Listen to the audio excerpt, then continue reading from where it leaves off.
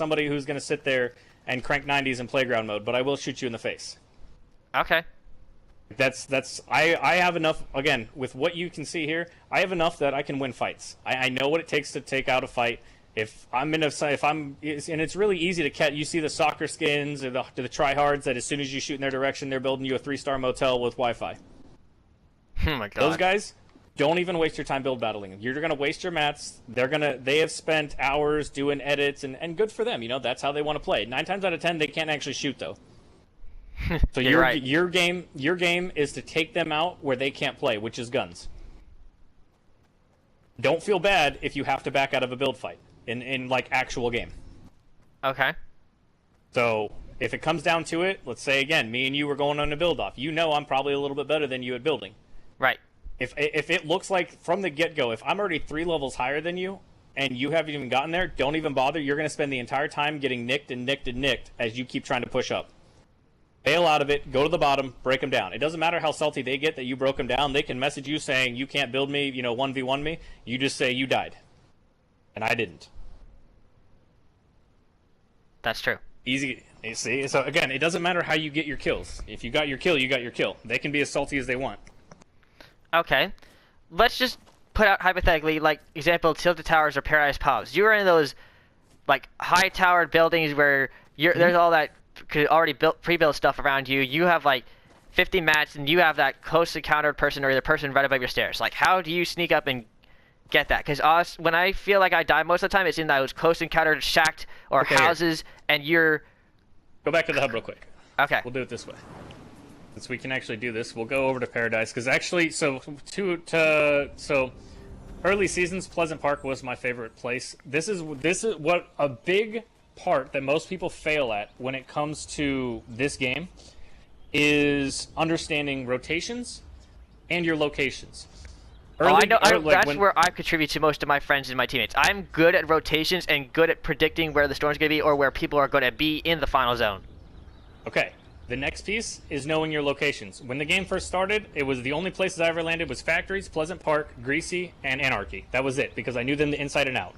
I landed at Moisty. I landed at New Workshops, which was like old Dusty Divot, the actual like shop where all the zones or like garages were at, where you can go in both sides.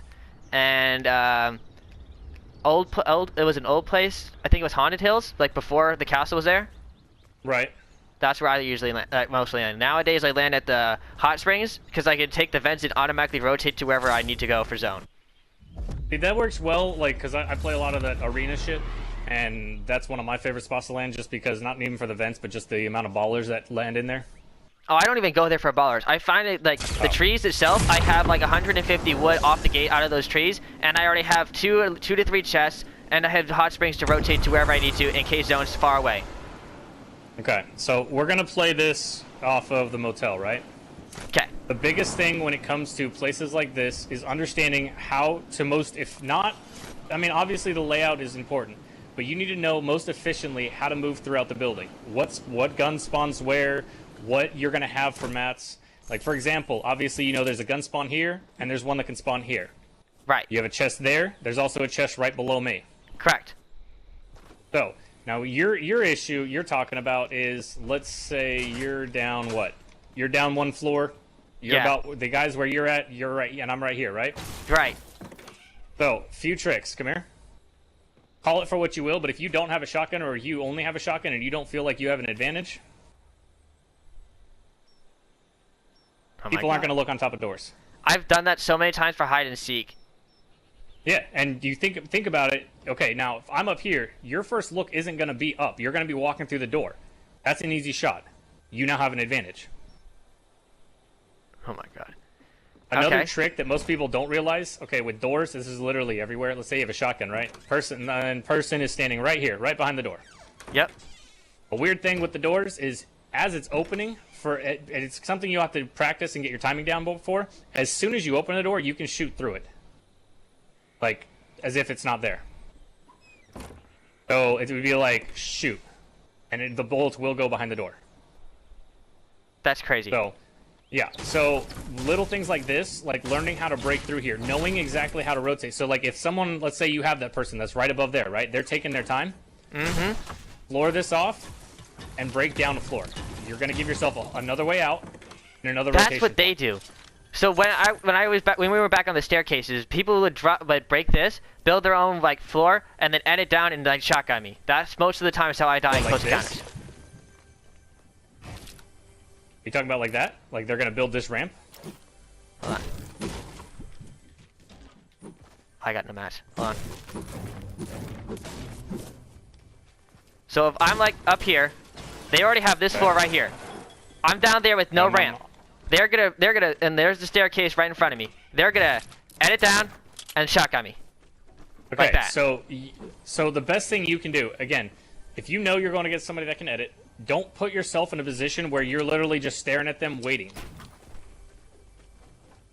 Like if you're sitting right here and they're up there waiting on you, you've already lost because you gave them the advantage because you're playing reaction, you're not being proactive.